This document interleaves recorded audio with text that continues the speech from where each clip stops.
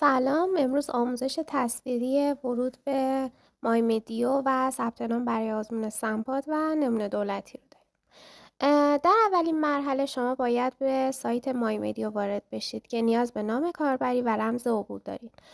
نام کاربری کد ملی شما و رمز عبور رمزیه که شما از درگاه خدمات دولت من دریافت میکنید که معمولا شماره سریال شناسنامه‌تون هستش.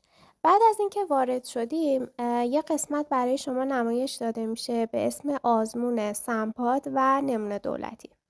این گزینه رو انتخاب میکنید، وارد میشید، یه سری مشخصات براتون نمایش داده میشه. پایین مشخصات یه سری گزینه‌ها هست، اونها رو تکمیل میکنید. حوزه امتحانی بچه‌ها جاییه که شما میخواین امتحان بدین، حواستون باشه. و منطقه آموزش و پرورش شهریه که شما در حال تحصیل هستین.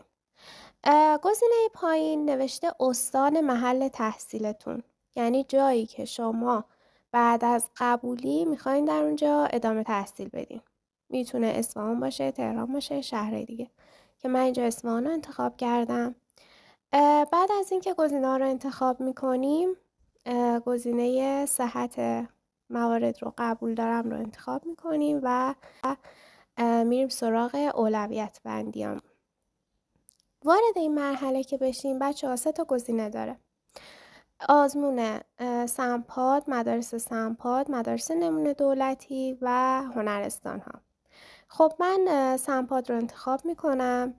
پایین اونجا یه منطقه داره که بر اساس شهریه که شما انتخاب کردین، بر اساس استان ادامه تحصیلتون، که ما اصفهان رو انتخاب کردیم و الان تو انتخاب منطقه شهرهایی از اصفهان که این مدارس رو دارن رو نمایش میده.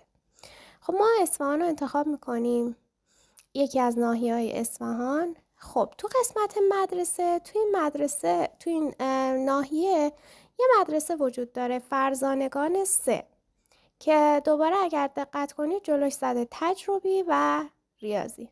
شما بر اساس علاقتون، اولویتتون و رشته‌ای که دوست دارین اون مدارس رو انتخاب میکنین. برای بقیه رشته ها و نمونه دولتی هم به همین شکل هستش. موفق باشید.